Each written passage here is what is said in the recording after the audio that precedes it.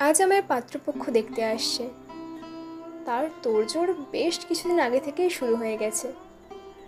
আমি থাকি কলকাতাতে চাকরির সূত্রে। বাবা কিছুদিন আগে আমাকে কল করে বলে দিয়েছে, সামনের রবিবার তোকে পাত্রপক্ষ দেখতে আসছে।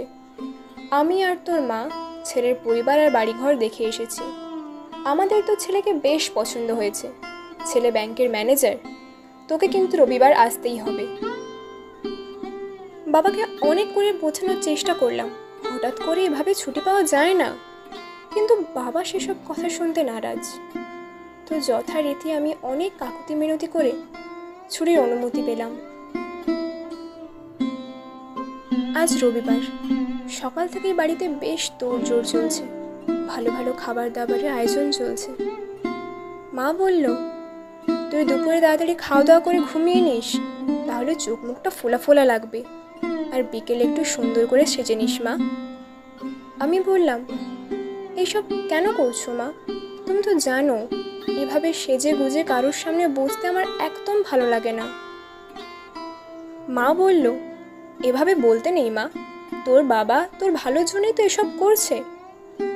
আমি আর কিছু বললাম না, ওখান থেকে চলে গেলাম।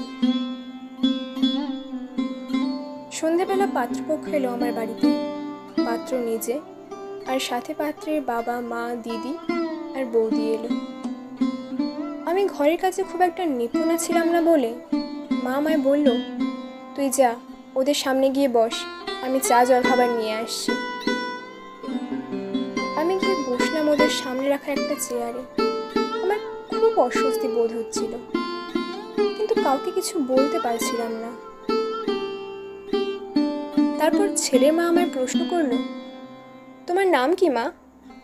আমি উত্তর দিলাম, অনুস্মিতা রায়। উনি বললেন, খুব সুন্দর নাম, তা তুমি কি পড়ছো? আমি বললাম, হোটেল ম্যানেজমেন্ট। ও, তা তুমি কি করো? আমি বললাম, কলকাতার নিউ সিটি হোটেলের ম্যানেজার।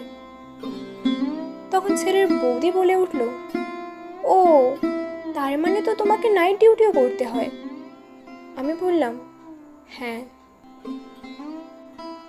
কিছুক্ষণ সবাই চুপ থাকার পর হঠাৎ ছেলের দিদি বলে উঠল, কিন্তু তুমি বিয়ের পর অত দূর চাকরি করলে চলবে কি করে?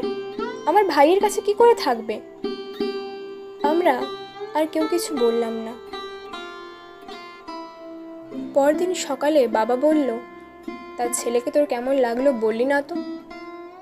আমি বললাম, ওই ছেলেকে আমি বিয়ে করতে পারবো না বাবা।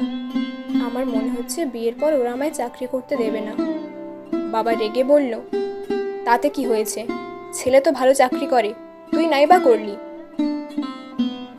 আচ্ছা বাবা, আমি মেয়ে বলে কি আমার নিজের কোনো পছন্দ থাকতে নেই, নাকি আমার কোনো স্বাধীনতা থাকতে নেই? আমাকে কি সারা জীবন অন্যের বাড়িতে আবদ্ধ হয়েই থাকতে হবে?